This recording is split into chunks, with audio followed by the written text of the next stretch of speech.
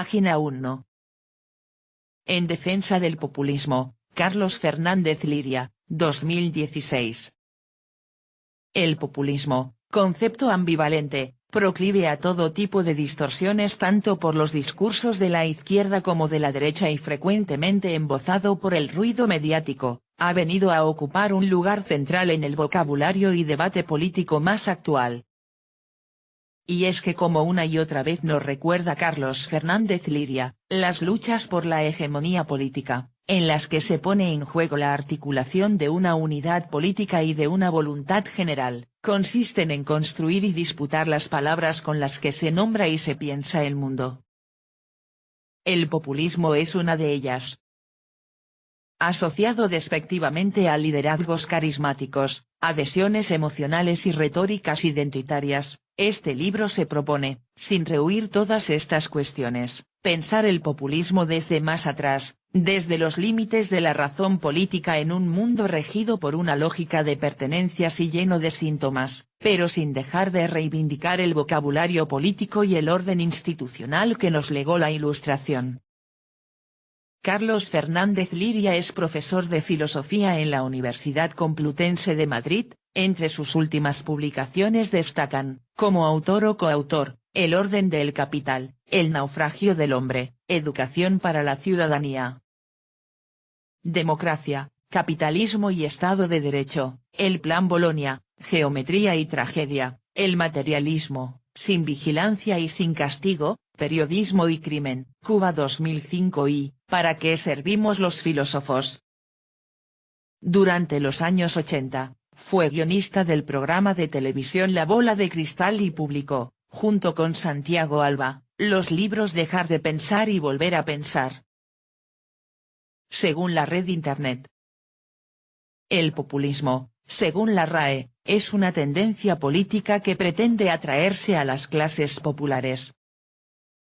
Su origen es un movimiento ruso del siglo XIX, llamado narodnismo, narodnichestvo, término que se traduce al español como populismo, derivado del lema ir hacia el pueblo, que obraba como guía para los movimientos democráticos rusos de la segunda mitad del siglo XIX. El término populismo se suele usar de forma retórica en sentido peyorativo con la finalidad de denigrar a los adversarios políticos, hasta el punto de identificar populismo con demagogia, como hace Ralph Dahrendorf, populistas a la derecha, populistas a la izquierda. Quien dice populismo se adentra en un terreno difícil. En todo caso, el concepto de populismo es peyorativo. Hablamos entonces de demagogia, y la demagogia tiene un gran repertorio de métodos. Prólogo por Luis Alegre Zaonero. La larga marcha hacia la centralidad del tablero. Los jacobinos sabían no solo contra qué sistema se rebelaban, sino, lo que es más importante, sabían también contra qué sistema no se habrían rebelado, en qué sistema habrían depositado la confianza. Pero el rebelde de nuevo cuño es un escéptico y nada cree por entero. No tiene lealtad y, por lo tanto, no puede ser un verdadero revolucionario. Chesterton, ortodoxia. En las situaciones de crisis de régimen resulta posible ver y pensar cosas que resultan invisibles en las situaciones ordinarias.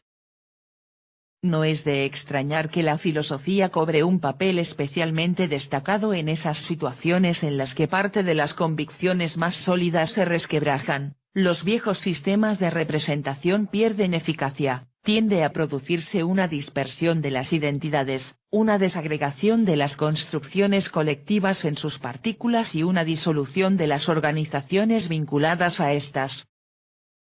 En estas situaciones, es posible crear normas, reglas, palabras y formas distintas que permiten construir de nuevo todo el terreno político. Pongamos un simple ejemplo, la introducción de la palabra casta puede considerarse un acierto poético que ha puesto patas arriba el mapa político español. En un terreno que se organizaba en torno a las metáforas de izquierda y derecha, irrumpe la posibilidad de organizar el campo de juego de un modo completamente distinto. La oposición fundamental ya no es la que enfrenta a las maquinarias de dos partidos que se reparten la práctica totalidad del terreno de juego, sino, por el contrario, la tensión que enfrenta a esas maquinarias viejas, en general, con los intereses de la mayoría de la población. Esto es en definitiva un modo de agregar mayorías sociales con un objetivo determinado, un modo nuevo de agrupar las partículas del cuerpo social y reorganizar voluntades flotantes, para construir propiamente un pueblo, con un proyecto común y, por lo tanto, con una determinada voluntad general. El populismo constituye ese intento de agregar mayorías sociales de un modo nuevo, de crear un pueblo que se reconozca a sí mismos como sujeto de un posible proyecto colectivo. No se trata de apelar a ningún tipo de unidad sustancial de un pueblo previa a su construcción política. Se trata, por el contrario, de entender que, sin cierta unidad de un pueblo, no hay voluntad general posible, y, por lo tanto, no hay modo de fundar una república, pero que esa unidad es algo precisamente que hay que crear y que se deja construir de modos muy diversos. No se trata de sacralizar ningún orden concreto dado, sino, por el contrario, de combatir los procesos de desagregación o descomposición orgánica, derivados de situaciones de crisis de régimen, tratando de buscar enlaces nuevos capaces de unir a un pueblo en una tarea común. Las situaciones de crisis de régimen se caracterizan, entre otras cosas, porque dejan de funcionar las viejas formas de nombrar el mundo. Hace poco una amiga me contaba cómo un taxista madrileño, enfurecido por la desfachatez de las élites, tras hacer un repaso por los últimos casos de corrupción de políticos y grandes empresarios, concluyó de forma contundente: a ver si ganan ya de una vez los hippies esos de Podemos y ponen un poco de orden. Podríamos decir que en las situaciones de crisis de régimen pasan a ser comprensibles frases imposibles como esa. Y una parte crucial de la batalla consiste, precisamente, en construir o disputar las palabras con las que se nombra y se piensa el mundo. Es curioso comprobar que, como nos recuerda Juan Luis Conde, ya el Imperio Romano sabía a la perfección que en la disputa por el contenido de la palabra libertad se juega una batalla política decisiva. Entre los pueblos bárbaros, libertad se entendía como independencia frente al invasor extranjero y, por lo tanto, era una bandera que se enarbolaba contra el imperio. Es imposible exagerar la importancia política de transformar ese significado manteniendo el significante. En el momento en que libertad pasa a referir a la autonomía y la independencia de los individuos frente al despotismo de los tiranos, pasa a convertirse en todo lo contrario, la bandera de lo que garantiza el derecho romano frente a la arbitrariedad de los líderes tribales. Carlos Fernández Liria es, sin duda, uno de los autores que, desde sus primeras obras, mejor ha entendido la importancia política de disputar el significado de las palabras cruciales, de las que determinan el campo de juego, las palabras con las que se construye el armazón básico del sentido común de una época. Uno de los errores más imperdonables que ha cometido la izquierda, clave para explicar su derrota, es regalar al enemigo la capacidad de nombrar las cosas, de dibujar el campo y de repartir juego. De hecho, una de las constantes que recorre en la obra de Fernández Liria es la exigencia de no regalar al enemigo esas palabras que forjó todo el pensamiento de la Ilustración y que constituyen, de un modo irrenunciable, auténticas conquistas de la razón humana. Mientras los liberales repartían juego y se quedaban con cartas como libertad y Estado de Derecho, una legión de pensadores perezosos o cobardes aceptaban el carácter burgués de esas cosas, chapoteando en un charco teórico en el que no había forma de distinguir entre libertad, derecho, mercado y capitalismo, y se afanaban por inventar cosas mejores. ¿Para qué reivindicar el derecho o la ciudadanía si se podía defender la dictadura del proletariado, y hacerlo sin competencia, sin miedo a que nadie te robase las ideas? De hecho, esta pereza teórica o esta cobardía solía presentarse con cierta soberbia, en vez de reconocer un hecho obvio. Son cartas malas y por eso nadie las quiere, porque son cartas con las que se pierde. Siempre se intentaba apelar a la marginalidad misma, gracias, sin duda, a buenas dosis de superioridad moral, como prueba suficiente, por sí sola, del carácter inasimilable para el sistema de ese modo de hablar. Esta soledad de Fernández Liria durante las últimas décadas se explica en gran medida por una confluencia delirante de intereses entre liberalismo económico y ortodoxia marxista a la hora de pensar la Ilustración y la Revolución Francesa. Por un lado, el liberalismo, consciente de la importancia política de la batalla que se jugaba ahí, intentó siempre apropiarse de esas palabras que constituían auténticas conquistas de la razón. Por otro lado, la ortodoxia marxista, para salvar una supuesta filosofía de la historia, según la cual la sociedad burguesa sería necesariamente superada por la sociedad comunista, decidió entregar esas armas y regalar al liberalismo todas las conquistas del siglo XVIII. Esta claudicación se selló definitivamente cuando se aceptó calificar como burgués desde la democracia hasta el derecho, pasando por supuesto por la libertad. Carlos Fernández Liria lleva muchos años de trabajo audaz y valiente en ese sentido. Contra la corriente principal de la tradición marxista, ha tenido que explicar que sus ideas mejores, capaces de superar a las de la Ilustración, eran propuestas basura que, por un lado, nos condenaban siempre a perder y, por otro lado, amenazaban con generar un desaguisado político, jurídico y antropológico de dimensiones descomunales. Durante décadas ha tenido que defender, como un llanero solitario, que democracia, ciudadanía, derecho o Estado son palabras nuestras, las palabras necesarias para el cambio y no las palabras que describen el estado de cosas actual, que son palabras que nombran realmente cómo deben ser las cosas, aunque estén muy lejos de nombrar cómo son. Y, obviamente, hace falta mucha inteligencia, audacia y valor para defenderlo casi en solitario, por un lado, contra el espejismo interesado del pensamiento liberal, que, por supuesto, ponía el mayor de los empeños en demostrar que las cosas estaban ya en un estado democrático y de derecho integrado por ciudadanos libres, y, por otro lado, contra la izquierda radical, sólida o líquida, que, constatando que el estado de cosas actual es manifiestamente mejorable, se rendía antes de empezar y claudicaba en todo ante el enemigo buscando algo mejor que el estado democrático y de derecho integrado por ciudadanos libres. La trampa en realidad es bastante obvia, pero nunca le agradeceremos lo suficiente a Carlos Fernández Liria que, durante estas décadas de travesía en el desierto, nos haya ayudado a no caer en ella. ¿Por qué vamos a regalarle al enemigo ni más ni menos que palabras como libertad, democracia o Estado de Derecho?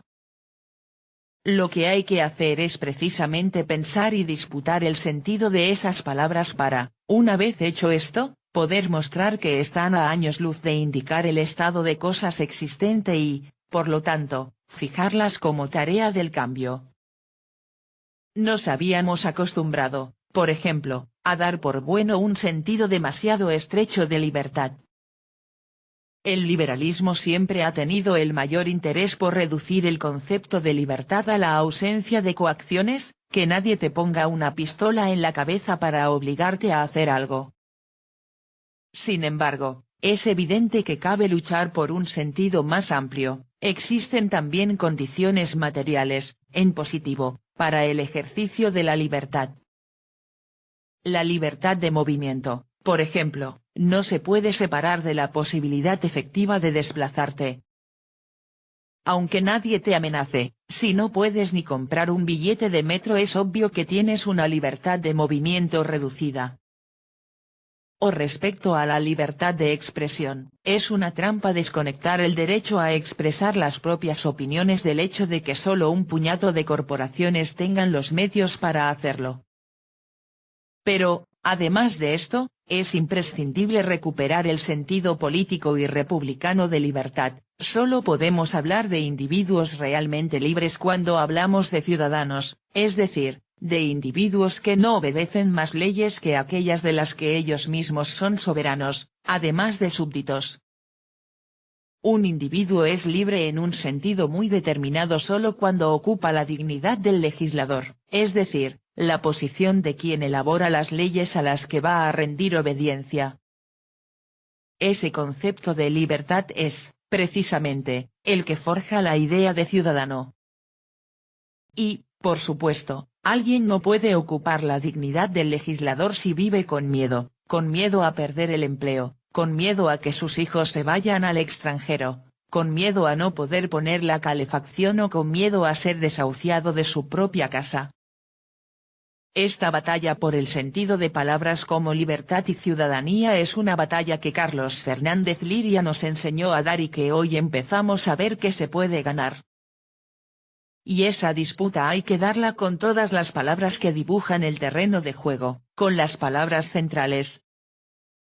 No es en absoluto exagerado decir que Carlos Fernández Liria es el primer autor que en España nos mostró el camino para disputar la centralidad del tablero y, por supuesto, nos enseñó que eso no tenía nada que ver con intentar ocupar nada parecido al centro político.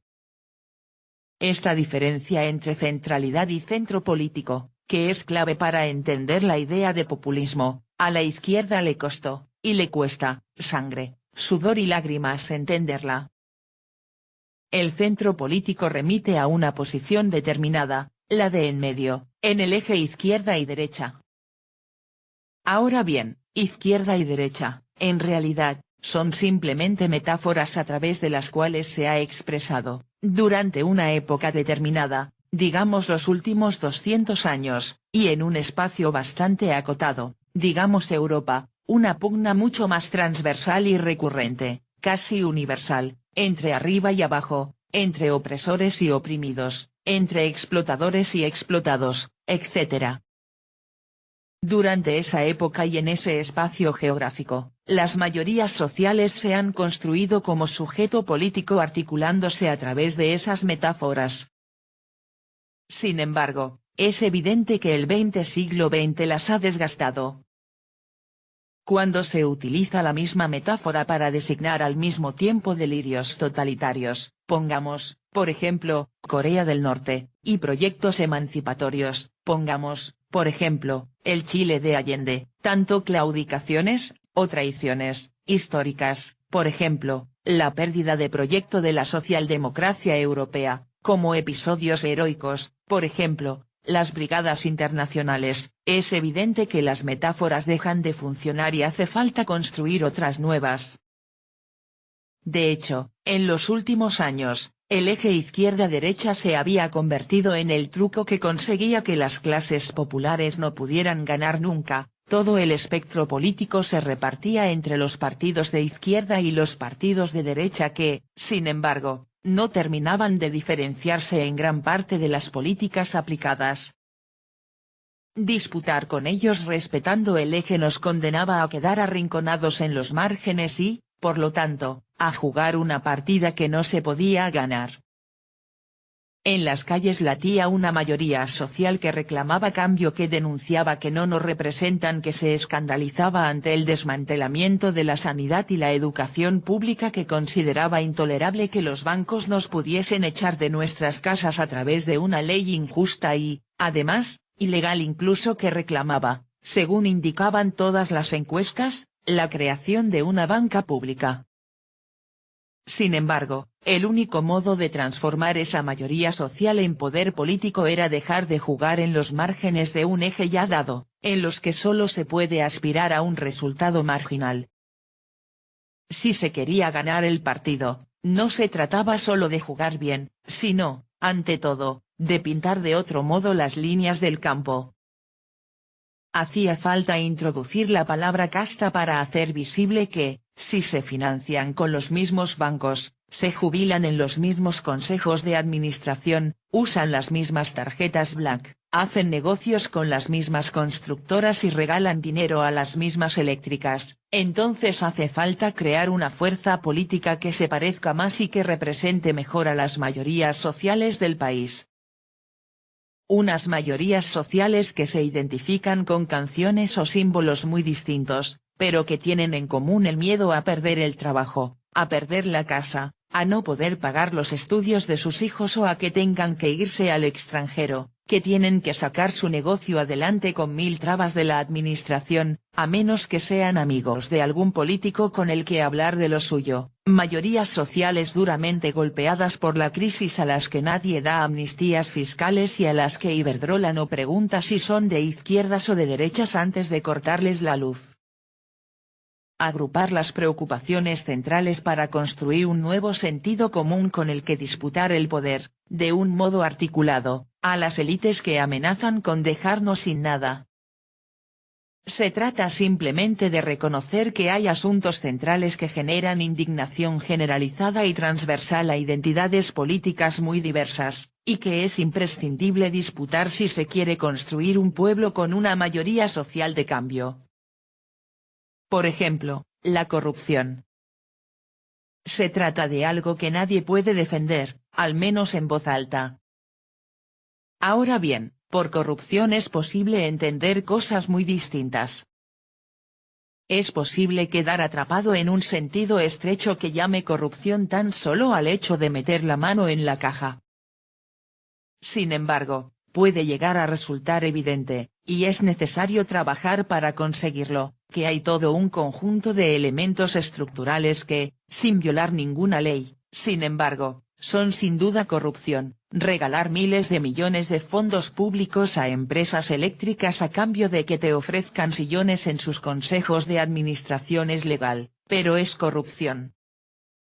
Trocear la sanidad pública para repartirla entre unos cuantos amigotes puede ser legal, pero es corrupción. Entregar el parque de viviendas públicas a fondos buitres es legal, pero es corrupción. Construir aeropuertos sin aviones o autopistas que no van a ningún sitio con el único objetivo de enriquecer a unas cuantas constructoras es legal, pero es corrupción. Es más, hay algunas cuestiones que no solo son legales, sino que son la ley misma, pero que, sin embargo, son corrupción. Por ejemplo, una ley de financiación de partidos que permite a los bancos prestarles dinero y perdonárselo cuando quieran, algo que ha permitido siempre a los bancos tener a mano el botón de liquidar cualquier partido con solo ejecutar la deuda contraída con ellos, es la ley misma, pero es corrupción. Es evidente que las mayorías sociales siempre quieren acabar con la corrupción. Ahora bien, se persiguen objetivos distintos, y, en ese sentido, se tienen mayorías sociales distintas, voluntades generales distintas e incluso pueblos distintos, dependiendo de qué se termine imponiendo como el verdadero sentido de la palabra corrupción. En esta batalla nos jugamos, ciertamente, qué pueblo somos y qué queremos. Quizá el lugar donde más fácil resulta entender este asunto es en la construcción de la idea misma de patria. No somos razón pura, como nos recuerda con insistencia este libro. No podemos dejar de sentirnos orgullosos de nosotros mismos, de nuestras cosas y de los nuestros, por el hecho en gran medida arbitrario, y bastante irracional, de que son los nuestros. Ahora bien, eso de la patria es algo que se puede rellenar con los contenidos más diversos. Para el caso de España, por ejemplo, es posible rellenarlo de un modo que te haga sentir orgulloso de ser machista, de maltratar animales, de ser grosero, homófobo, intransigente, granuja y defraudador. Pero es igualmente posible construir un concepto de patria, y con él un pueblo, que nos haga sentirnos orgullosos de tener uno de los mejores sistemas de sanidad pública del mundo, y vivir como una traición a la patria cualquier intento de desmantelarlo, orgullosos del ejemplo de dignidad y resistencia que el 15M dio al mundo, de ser un país plurinacional y diverso, de ser uno de los países menos homófobos del mundo o de ser un país valiente y fraterno en el que cuando los bancos nos echan a cualquiera de nosotros de nuestras casas, nuestros vecinos se organizan en una plataforma de afectados por la hipoteca para defendernos. El objetivo del populismo es siempre construir un pueblo. Y, como es obvio, puedes tener pueblos muy distintos dependiendo de quién haya ganado la batalla por el contenido de la palabra patria.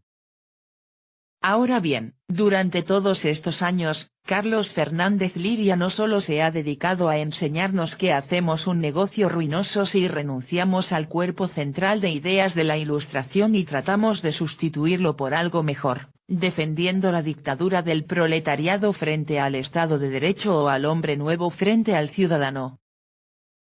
A lo largo de todos estos años, ha ido profundizando en la investigación sistemática de las dificultades con las que se topa eso de la Ilustración entre nosotros los hombres, seres racionales pero finitos que nacemos del sexo y sin saber hablar. Entre las dificultades inesperadas para la Ilustración ocupan un lugar destacado, sin duda, las descubiertas por Marx en El Capital, y de ellas tratamos de dar cuenta en el libro de El orden del Capital, que fue el resultado de varios años de trabajo conjunto. Sin embargo, las dificultades con las que se encuentra el proyecto de la Ilustración ante los descubrimientos de Freud y Lacan no son en absoluto menores. La obra amplia y sistemática que Carlos Fernández Liria está realizando sobre este asunto pondrá de manifiesto que las dificultades para la realización del proyecto de la Ilustración descubiertas por Freud y Lacan son tan ineludibles como las descubiertas por Marx. Y este libro supone ya un importante anticipo sobre ese tipo de escollos. Esos sujetos racionales, sí, pero que nacen del sexo y sin saber hablar necesitan instituciones que son siempre una especie de parche ante ese defecto de fábrica en el que consiste la finitud de la razón. No somos razón pura, eso es todo.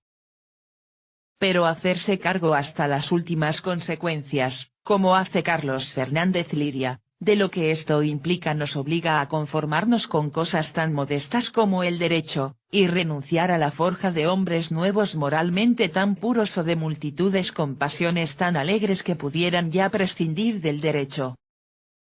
Durante estos años de disputa casi en solitario a favor del sentido común, Carlos Fernández Liria ha ido desarrollando un sistema que poco a poco va quedando cerrado, y del que su gran obra sobre Freud, que esperamos que no tarde en publicarse, constituye una pieza crucial.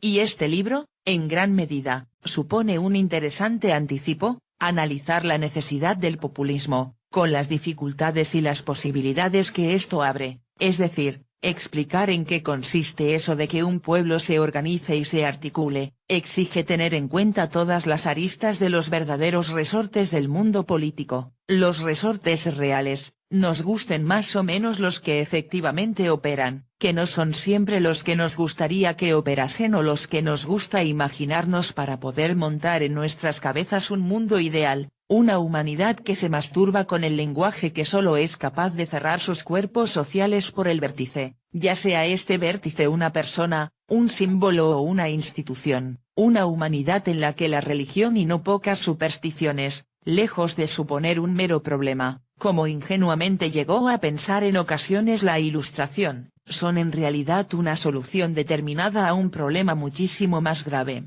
algo que, si no se tiene en cuenta, puede hacer que luchemos contra una solución pensando que luchamos contra un mero problema. Cuando se habla de populismo generalmente se empieza ya desde un punto demasiado avanzado, se critican los liderazgos carismáticos o el recurso a mecanismos de identificación emotiva para la construcción de unidades populares, generalmente nacionales. Lo que muy rara vez se hace es empezar de verdad desde el principio. Por el contrario, este libro opera como una especie de Sócrates frente a los lugares comunes más manidos. Basta abrir el país para encontrar una legión de intelectuales rasgándose las vestiduras, por ejemplo, sobre el personalismo de una iniciativa política como Podemos. Y es sin duda verdad que una iniciativa de este tipo habría resultado imposible, total y absolutamente imposible, sin el liderazgo carismático de una figura como Pablo Iglesias. Ahora bien, podría ocurrir que, en situaciones de crisis de régimen, impugnar esa vía de agregación sea tanto como impugnar toda posibilidad de cambio o, Peor aún, impugnar a la humanidad misma en sus mecanismos más elementales. Cabe esperar que la humanidad llegue a ser algo mejor de lo que es o, por lo menos, que el mundo que habitamos los humanos sea un mundo más apacible y menos hostil. Pero esa tarea no puede ignorar que, por más vueltas que le demos, no vamos a lograr ser nada mejor que humanos, ni en las versiones nietzscheanas ni en las versiones marxistas de superación, animalillos parlantes y, en esa medida, atravesados por exigencias de justicia, pero con unos límites que no nos permiten hacer cosas demasiado ambiciosas, eso de ser animalillos que no son parlantes más que a través de una lengua materna introduce una serie de límites que, si no se tienen en cuenta, amenazan con el inmovilismo o con la puesta en marcha de proyectos delirantes. Frente a esto, cabe sin embargo defender una idea inequívoca de progreso. Esta idea, crucial en la Ilustración, es cada vez más importante en el sistema que Carlos Fernández Liria está construyendo. De hecho, cabe decir que es en cierto modo la pieza clave con la que el sistema terminará de cerrarse, al menos hasta donde es posible cerrar un sistema, sin pegar un timo, para nosotros los hombres. La idea de progreso concentra a la vez toda la grandeza y todos los límites de la finitud humana. No podemos dar una regla nítida que nos sirva al mismo tiempo como patrón de medida para operar y juzgar el progreso, o el retroceso, de todas las situaciones concretas. Este es en realidad un problema de juicio, problema que estalla en la crítica del juicio y que, desde entonces, ha ido ocupando cada vez con un protagonismo mayor el corazón de la historia de la filosofía. Ahora bien, hay cosas ante las que la evidencia del progreso, o retroceso, son indiscutibles. Venimos, por ejemplo, de sistemas constitucionales en los que había inequívocamente algunas cosas buenas. Con la derrota del nazismo en la Segunda Guerra Mundial surgieron en Europa ciertos pactos sociales en los que la ciudadanía depositó su confianza. De un modo u otro, todas las constituciones y los ordenamientos jurídicos establecieron garantías respecto a las condiciones materiales para el ejercicio de la libertad. Esos sujetos de derecho que somos los humanos tenemos un cuerpo como soporte material de todos los derechos y, por lo tanto, hay cuestiones como la salud, la educación, la vivienda o la alimentación básica que tienen que estar garantizados por los poderes públicos para que haya propiamente ciudadanos. Desde final de los años 70, y de un modo acelerado tras la desaparición de la amenaza soviética, las cosas han ido a peor. Hemos visto cómo las élites iban rompiendo poco a poco esos pactos surgidos de la derrota del fascismo.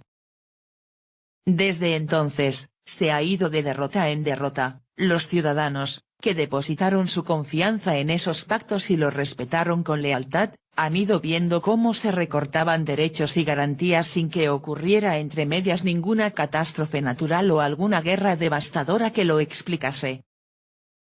Las élites habían dejado de sentirse amenazadas y no querían seguir cumpliendo un pacto que habían aceptado a regañadientes.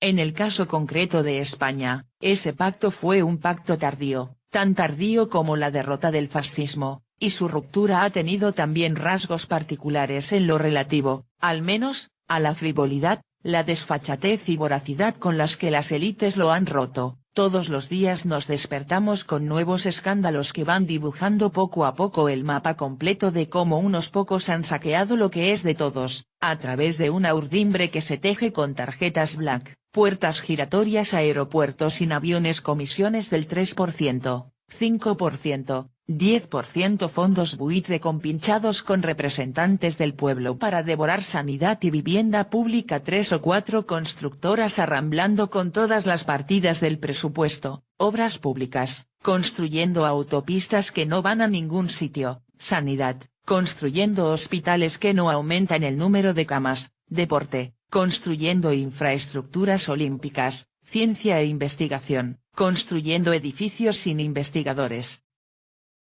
Justicia, construyendo ciudades de la justicia sin jueces. ciudadanos que votan a unos partidos que no les rescatan porque no se puede mientras rescatan a los bancos que les financian. El grado de frivolidad, desfachatez y voracidad que ha cobrado en España esta rapiña de las élites ha permitido que se abriera con más nitidez la crisis de régimen en la que nos encontramos. El 15M dio una lección de dignidad, pero el gran reto es ahora transformar esa enorme energía social en poder político. Es evidente que se pueden hacer las cosas de otra manera. Pero, ¿qué debemos hacer? ¿Qué podemos hacer con las fuerzas que tenemos? ¿Cómo hacerlo? ¿Para qué? ¿Qué merece ser transformado? ¿Qué merece ser conservado? ¿Qué exige ser suprimido? ¿Qué debe ser aplazado? Hay que poner igualmente patas arriba lo económico, lo político y lo antropológico o, como defiende Santiago Alba Rico, conviene más bien ser revolucionario en lo económico, reformista en lo político y conservador en lo antropológico. Pero, ¿en lo antropológico hay que conservarlo todo y en lo económico cambiarlo todo? ¿Qué sí y qué no? No hay ningún sitio desde el que deducir con certeza reglas tan minuciosas que nos ahorraran el problema del juicio.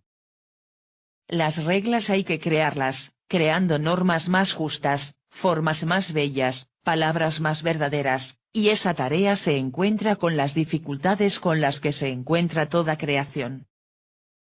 Sin embargo, cabe esperar que, en determinadas condiciones y mediante el ejercicio público del juicio, un pueblo vaya creando palabras realmente más verdaderas, normas verdaderamente más justas y formas objetivamente más bellas, es decir, cabe esperar que un pueblo se pueda ir inventando y mejorando a sí mismo.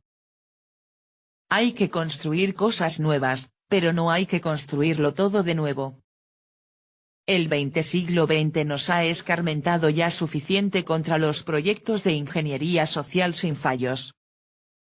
En el orden de los asuntos humanos es poco prudente crear de la nada sin haber entendido en toda su complejidad los resortes del mundo económico, jurídico o político, la consistencia antropológica misma o, lo que es aún más difícil, los misterios insondables del psiquismo.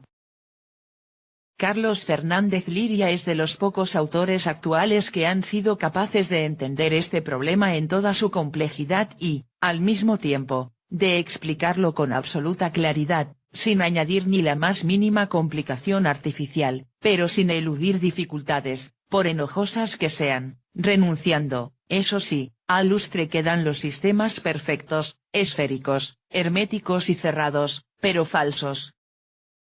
Y este libro es, sin duda, un buen ejemplo de ello. Luis Alegre Zaonero. Página 18.